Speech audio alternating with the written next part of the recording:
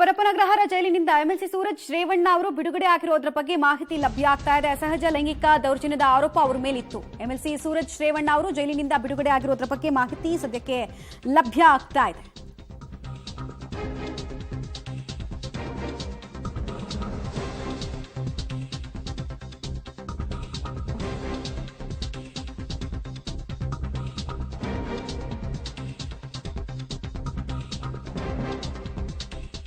ಅಸಹಜ ಲೈಂಗಿಕ ದೌರ್ಜನ್ಯದ ಆರೋಪದ ಮೇರೆಗೆ ಇವರನ್ನ ಅರೆಸ್ಟ್ ಮಾಡಲಾಗಿತ್ತು. ನಂತರ ನ್ಯಾಯಾಂಗ ಬಂಧನಕ್ಕೆ ಒಪ್ಪಿಸಲಾಗಿತ್ತು. ಇದೀಗ ಅವರನ್ನ ಬಿಡುಗಡೆಗೊಳಿಸಲಾಗಿದೆ. ಅವರು ಆಚೆ ಬರ್ತಾ ಇದ್ದ ಹಾಗೆ ಅವರ ಫಾಲೋವರ್ಸ್ ಯಾರಿದ್ದಾರೆ ಅವರೆಲ್ಲ ಜೈಕಾರ ಕೂಗುವಂತಹ ಕೆಲಸವನ್ನು ಕೂಡ ಮಾಡಿದ್ರು. ಎಂಎಲ್ಸಿ ಸೂರಜ್ ರೇವಣ್ಣ ಅವರು 1 ತಿಂಗಳ ಕಾಲ ನೋಡ್ತಾ ಇದ್ದೀರಾ, ಸೂರಜ್ ರೇವಣ್ಣ ಅವರು ಆಚೆ ಬರ್ತಾ ಇದ್ದ ಹಾಗೆ ಅವರ ಬೆಂಬಲಿಗರು ಜೈ ಅಂತ ಘೋಷವಾಕ್ಯಗಳನ್ನ ಮೊಳಗಿಸ್ತಾ ಇದ್ದಾರೆ. ಕಾರನ್ನು ಮುಂದಕ್ಕೆ ಹೋಗೋಕೆ ಬಿಡ್ತಾ ಇಲ್ಲ.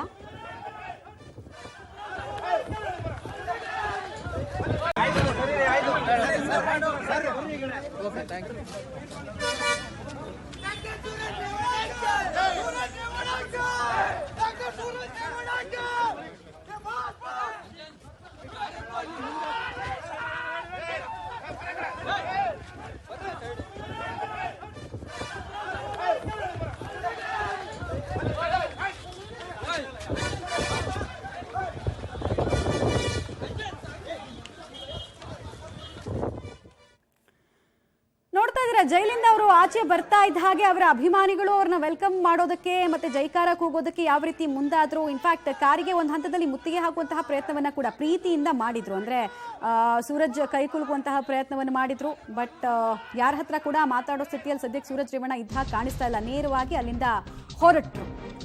ಇನ್ನೊಂದು ಕಡೆಗೆ ಅವರು ರಿಯಾಕ್ಷನ್ ಕೂಡ ಕೊಟ್ಟಿದ್ದಾರೆ. ನಮ್ಮ ಕುಟುಂಬವನ್ನ ಮುಗಿಸೋದಕ್ಕೆ ಷಡ್ಯಂತ್ರವನ್ನು ಮಾಡಿದ್ದಾರೆ. ಇದು ನನ್ನ ಮೇಲಿನ ಆರೋಪ ಏನಿತ್ತು ಅದು ಕೂಡ ಷಡ್ಯಂತ್ರದ ಭಾಗ, ಕಾನ್ಸ್ಪಿರಸಿ.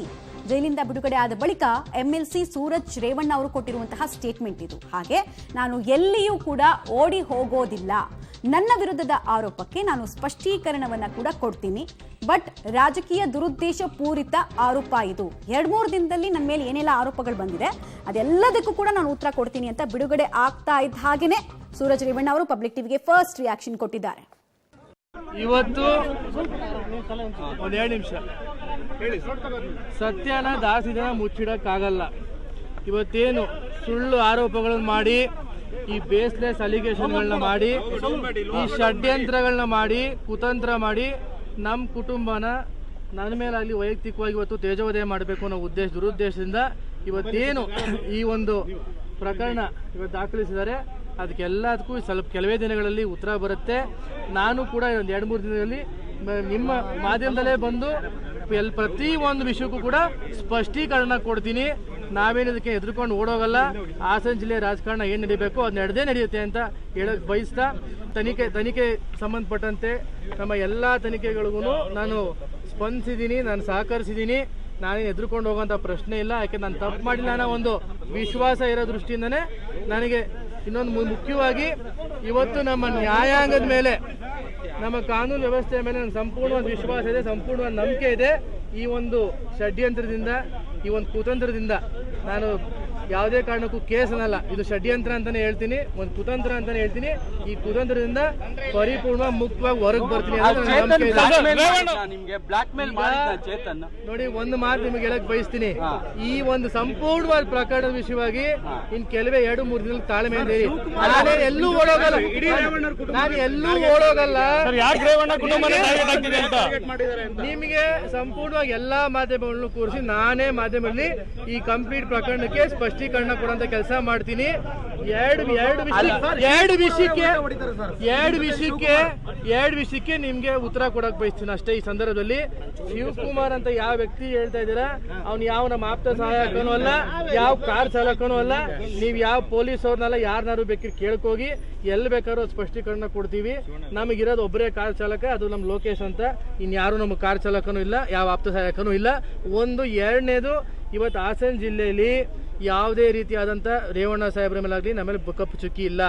ಈ ವೈಯಕ್ತಿಕ ವಿಷಯಗಳನ್ನ ತೆಗೆದುಬಿಟ್ಟು ವೈಯಕ್ತಿಕ ಇಲ್ದಿರಂತ ಸೃಷ್ಟಿ ಮಾಡಿ, ಇಲ್ದಿರಂತ ಷಡ್ಯಂತ್ರಗಳನ್ನ ಇವತ್ತು ರೂಪಿಸಿ ಈ ರೀತಿಯಾಗಿ ನಮ್ಮ ಒಂದು ಕುಟುಂಬನಾಗಲಿ ಅಥವಾ ನಮ್ಮ ಒಂದು ರಾಜಕೀಯದ ವ್ಯವಸ್ಥೆನ ನಮ್ಮ ಜಿಲ್ಲೆಯಲ್ಲಿ ಸಂಪೂರ್ಣವಾಗಿ ಕುಸಿತಗೊಳಿಸಬೇಕು ಅನ್ನೋದೇ ಒಂದು ದುರುದ್ದೇಶ.